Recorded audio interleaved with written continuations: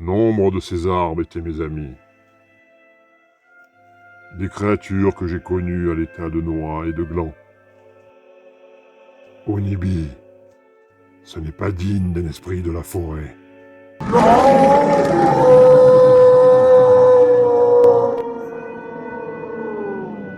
Salut la team et bienvenue sur Je Conseille. Cette fois-ci, on va parler d'esprit de la nature et d'arbres sacrés en proie aux flammes destructrices d'Onibi, le terrible esprit maléfique de la forêt. Allez, c'est parti!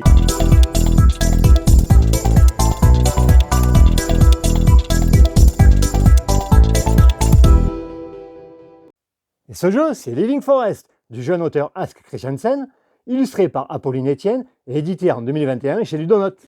Dans Living Forest, vous incarnez un esprit de la forêt qui va devoir agir en plantant des arbres protecteurs, en repoussant les flammes incessantes du maléfique Onibi et en réveillant le gardien de la forêt.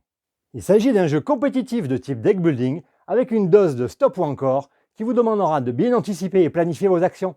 Le jeu est sorti mi-octobre en boutique, mais j'ai préféré faire plusieurs parties avant de vous le présenter, afin notamment de ne pas faire d'erreurs de règles ou d'interprétation. Allez, on va voir tout ça ensemble! Et voici la table de Living Forest en configuration pour 2 esprits. On y trouve les plateaux individuels de chaque esprit, représentant une forêt composée d'un seul arbre au centre, ainsi que de ses 3 tuiles victoires de départ. Le deck de 14 cartes animales, identiques pour tous les esprits. Les 2 présentoirs d'arbres qui ont été assemblés et les tuiles correspondantes. A noter qu'à 2 esprits, on retire 2 arbres protecteurs pour les coups 3, 4 et 5, et un arbre protecteur pour les coups 6, 7 et 8. Un plateau animal gardien avec les tuiles feu de valeur 2, 3 et 4, et on ajoute un feu de valeur 2 au centre du cercle des esprits. Les cartes animales qui seront présentées de 3 niveaux. Le niveau 1 est représenté par un soleil blanc, le niveau 2 par un soleil jaune, et le niveau 3 par un soleil rouge. Chaque pile est mélangée séparément, puis est placée face cachée sur l'emplacement correspondant du plateau. Et comme ici, on révèle les 4 premières cartes de chaque pile, en formant une ligne adjacente qui forme la réserve d'animaux gardiens. On trouve également le plateau Varan de feu, avec ses cartes, ainsi que les tuiles fragments. Le premier esprit à commencer la partie a été déterminé au hasard. Il s'agit de l'automne qui reçoit le pion arbre. Son pion de départ est placé ici, sur le plateau cercle des esprits, en tenant compte du symbole blanc. Et on fait de même avec le second esprit qui est placé ici.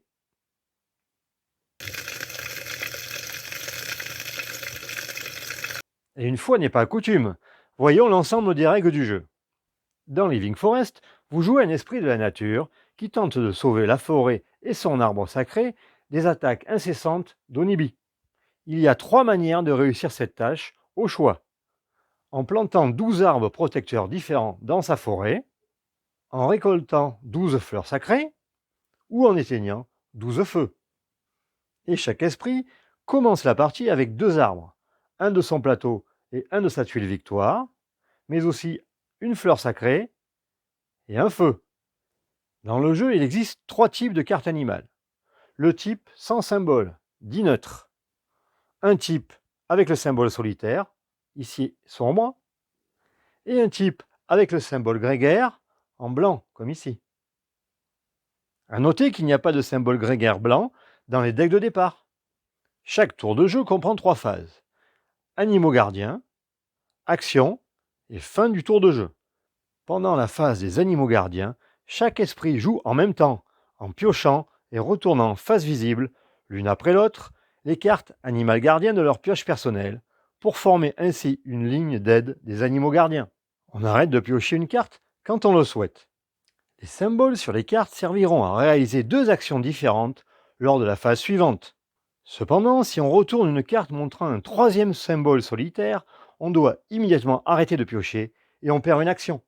Par exemple ici avec cet esprit qui pousse sa chance en retournant une nouvelle carte, et il s'agit du 3e symbole solitaire. Il doit donc immédiatement arrêter de piocher et il perd une de ces 2 actions. Une fois que chaque esprit a terminé de révéler ses cartes, la phase des animaux gardiens se termine et on passe à la phase action. Pendant cette phase, et en commençant par l'esprit possédant l'arbre sacré, chaque esprit joue à tour de rôle et réalise une ou deux actions différentes selon le nombre de symboles solitaires révélés précédemment. La force d'une action est déterminée par le nombre d'éléments correspondants visibles sur les cartes animal gardien de sa ligne d'aide et aussi sur son plateau individuel forêt. En effet, pendant la partie, chaque esprit pourra planter de nouveaux arbres dans sa forêt et chaque arbre lui donnera une force d'action supplémentaire, comme indiqué ici. Une fois que là où les actions ont été réalisées, c'est à l'esprit suivant dans le sens horaire de faire de même, et ce jusqu'à ce que tous les esprits aient joué. Voici les différentes actions. Attirez un ou plusieurs animaux gardiens. Additionnez votre nombre de soleils présents sur vos cartes et dans votre forêt, et prenez une ou plusieurs cartes visibles dans la réserve d'animaux gardiens, pour un coût total égal ou inférieur à votre nombre de soleils. Placez là où les cartes sur le dessus de votre pioche personnelle, face cachée, ce qui veut dire que vous connaissez la carte pour le tour suivant. Par exemple ici, avec l'esprit de l'automne qui commence le tour, en totalisant sa valeur de soleil qui est de 9, il peut donc récupérer jusqu'à 9 points de carte animale. Il prend ces deux cartes pour 6 et pour 3, soit bien un total de 9, et les deux cartes vont sur sa pioche. Et je vous donne ici une bonne pratique. Placez immédiatement un jeton de feu de la valeur correspondant à la ligne, soit ici 2, et ici un jeton feu 3.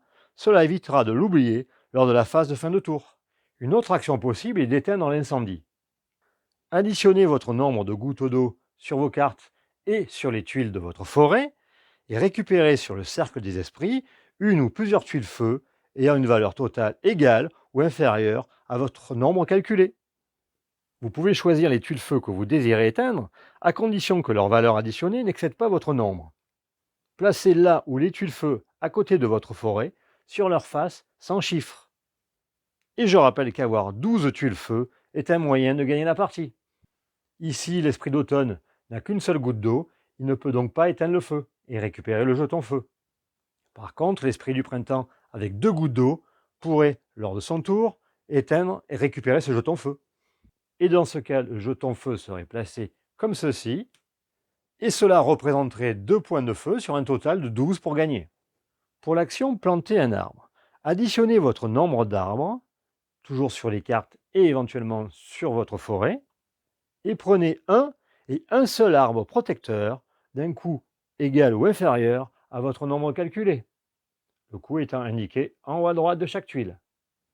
Plantez-le sur votre forêt, sur une case adjacente à un arbre protecteur déjà présent. Les cases en diagonale ne comptent pas. Un arbre protecteur planté vous offre instantanément et de manière permanente son effet.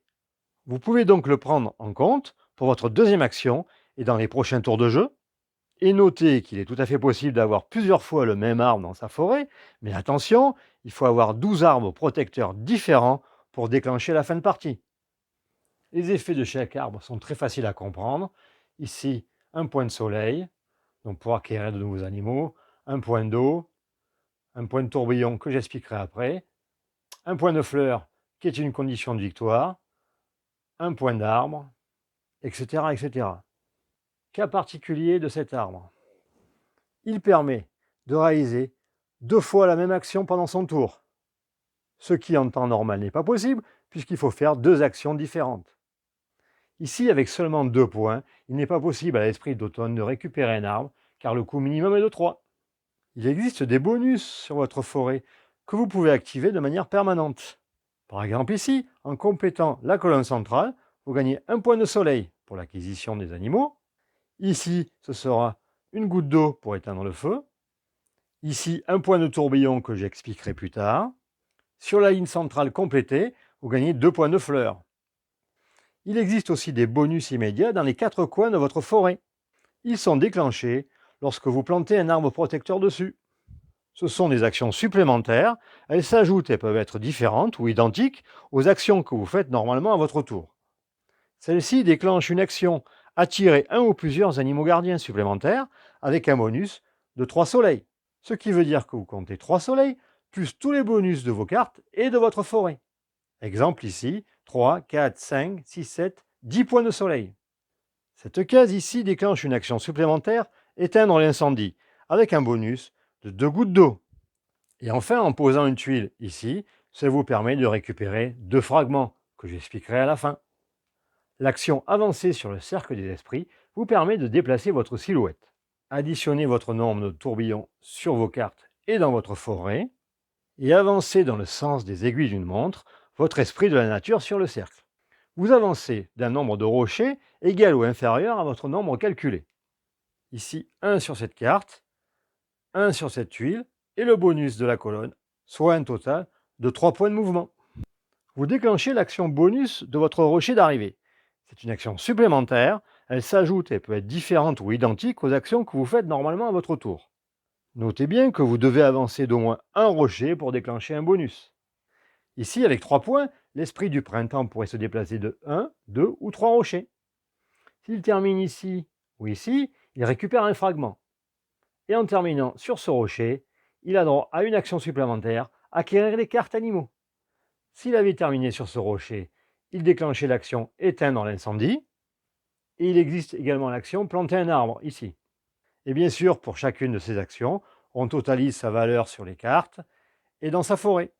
Lorsque vous avancez, si un ou plusieurs esprits de la nature se trouvent sur un rocher devant vous, sautez-les sans compter leur rocher. Récupérez alors une de leurs tuiles victoire de votre choix, qu'elle lui appartienne initialement ou qu'elle ait été prise précédemment par un autre esprit de la nature. Ici, avec 3 points de mouvement, l'esprit de printemps pourrait en effet sauter par-dessus, terminer sur ce rocher pour gagner un fragment et voler à l'esprit d'automne une de ses tuiles. Notez que ces actions peuvent se réaliser avec seulement les éléments permanents de votre plateau personnel, même sans avoir de carte sur sa ligne d'aide. Par exemple ici avec l'esprit d'automne qui n'a pas de symbole cercle des esprits, mais qui a un arbre qui lui donne un point, c'est qui lui permet de faire l'action. Et enfin, vous avez l'action prendre un fragment, qui est, je dois l'avouer, l'action par défaut si vous n'avez vraiment rien d'autre à faire. Prenez une tuile fragment et placez-la à côté de votre forêt. Et comme dit précédemment, j'expliquerai son utilité à la fin, mais sachez qu'elle pourra être jouée dans une prochaine phase des animaux gardiens. Je vous ai donc présenté toutes les actions possibles, et sachez que les fleurs sacrées présentes sur vos cartes et dans votre forêt ne sont pas une action, mais simplement une condition de victoire. Lorsque tous les esprits ont réalisé dans l'ordre du tour leurs actions, on passe à la phase de fin de tour de jeu.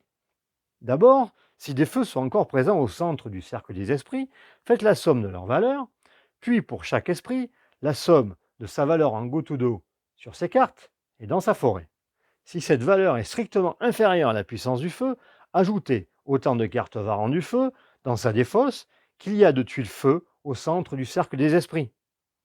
Par exemple ici, avec une valeur de 1 eau, l'esprit d'automne ne peut pas se protéger du feu de valeur 2. Il prend donc une carte varant par jeton feu, soit une carte qu'il place dans sa défausse. La carte est placée comme ceci. Et s'il y avait eu 2 jetons feu, il devait prendre 2 cartes varant qu'il plaçait dans sa défausse. Et ainsi de suite, 3 jetons feu, 3 cartes varant, etc. Et oui, le feu, c'est dangereux. Dans le cas où il n'y aurait plus assez de cartes varant de feu disponibles par rapport au nombre de feux restants sur le cercle des esprits, distribuez les cartes restantes de manière égale entre les esprits de la nature concernés dans l'ordre du tour. Et s'il n'y a plus aucun varant de feu disponible à distribuer, rien ne se passe. Ensuite, prenez les jetons feu situés sur les lignes des cartes animales, en commençant par les jetons de valeur 2, puis 3 et enfin 4. Ajoutez-les au cercle des esprits, comme ceci. Attention, il ne peut jamais y avoir plus de 7 feux au centre du cercle des esprits. Défaussez dans ce cas les jetons feu en trop. Et dans le cas où il n'y aurait plus aucun feu au centre du cercle des esprits après l'attaque de l'arbre sacré, ajoutez alors un feu de valeur 2, même si aucune carte animal gardien n'a été prise ce tour. Complétez la réserve d'animaux gardiens en révélant par niveau autant de nouvelles cartes que de cartes prises durant ce tour. Comme ceci. Placez ensuite toutes les cartes animal gardien de votre ligne d'aide dans votre défausse, ici, et enfin donnez l'arbre sacré à l'esprit de la nature suivant dans le sens horaire. Le tour de jeu suivant peut ensuite commencer. Quelques remarques supplémentaires pour terminer. Si un esprit souhaite piocher une nouvelle carte animal gardien pour la poser sur sa ligne d'aide, comme ceci, mais que sa pioche est vide, il mélange alors sa défausse pour reconstituer une nouvelle pioche. On ne refait donc sa pioche qu'au moment où on veut piocher une nouvelle carte et que sa pioche est vide. On peut consulter sa défausse n'importe quand. Très pratique pour vérifier le nombre de gardiens solitaires. En piochant une carte, si vous avez un symbole grégaire, celui-ci annule un symbole solitaire, et ceci quel que soit son emplacement sur la ligne de carte. Il sera donc possible de jouer plus de 3 animaux gardiens solitaires dans un même tour, à condition d'avoir déjà révélé un ou plusieurs animaux gardiens grégaires. Notez que seul le symbole de l'animal gardien solitaire est annulé. Les éléments qu'il apporte seront pris en compte dans la phase d'action suivante. Concernant les tuiles fragments, elles sont utilisées de 2 façons en les défaussant. La première possibilité est de placer dans sa défausse personnelle une carte animal gardien qui vient juste d'être révélée. Attention, c'est seulement la dernière carte révélée qui peut être mise dans la défausse. Et la deuxième possibilité est de détruire une carte variant qui vient juste d'être révélée afin de la remettre aussitôt dans sa pile. Et bien sûr, après avoir joué un fragment, on peut soit arrêter, soit continuer de piocher. Le jeu se termine à la fin d'une phase d'action complète, c'est-à-dire quand tous les esprits ont terminé leurs actions. On vérifie alors si un esprit possède au moins 12 arbres protecteurs différents, comptez tous les arbres différents sur le plateau forêt, y compris l'arbre de départ, ainsi que toutes les tuiles victoire arbres, s'il y en a. Ici, une. Ou alors 12 feux. Comptez le nombre de tuiles gagnées et non la valeur de chaque tuile, ainsi que les tuiles victoire feu, ici une. Ou enfin, avec 12 fleurs sacrées. On compte le nombre de fleurs visibles sur la ligne d'aide, ici une, et sur son plateau forêt, et également sur les tuiles victoire. L'esprit mettant fin au jeu remporte la partie. Si plusieurs esprits de la nature complètent une des 3 conditions de victoire, additionnez alors les valeurs de leurs 3 conditions de victoire. Et c'est l'esprit de la nature qui obtient le plus haut résultat qui l'emporte. Sur votre première partie, la stratégie feu semblera la plus facile à mettre en place, mais elle peut être facilement contrée par les autres esprits. Je vous laisse découvrir comment. N'oubliez pas de surveiller la valeur totale de feu dans le cercle des esprits, afin d'éviter de vous prendre des cartes varant de feu. Et si vous êtes dernier dans l'ordre du tour, et que vous avez suffisamment de gouttes d'eau pour vous protéger, vous pouvez même laisser de quoi brûler les autres esprits. Efficacité garantie.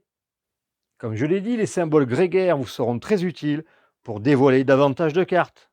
C'est donc un bon moyen pour déclencher la condition de victoire avec les fleurs sacrées. Ne négligez pas les différents bonus que vous pouvez gagner sur votre plateau personnel, ainsi que sur le cercle des esprits lorsque vous avancez. D'ailleurs, grâce à eux, il est tout à fait possible de faire jusqu'à 4 actions dans un même tour. N'oubliez pas qu'en sautant par-dessus un autre esprit, vous lui prenez une tuile victoire. Très intéressant pour déclencher les conditions de fin de partie. Et enfin, sachez qu'il y a différentes stratégies en fonction des cartes animales de votre pioche et des bonus sur les arbres de votre forêt. À vous de faire les meilleurs choix.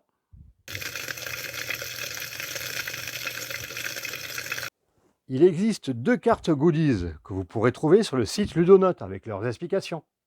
J'en donnerai aussi comme lot pour les gagnants lors du jeu concours actuel sur ma chaîne.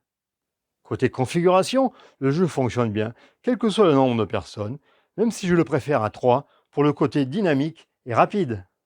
Voilà, ce que j'apprécie dans Living Forest, c'est le mélange des mécanismes de deck building et de stop ou encore bien équilibrés. J'apprécie également les différents choix de stratégies possibles avec la course à l'une des 3 conditions de victoire.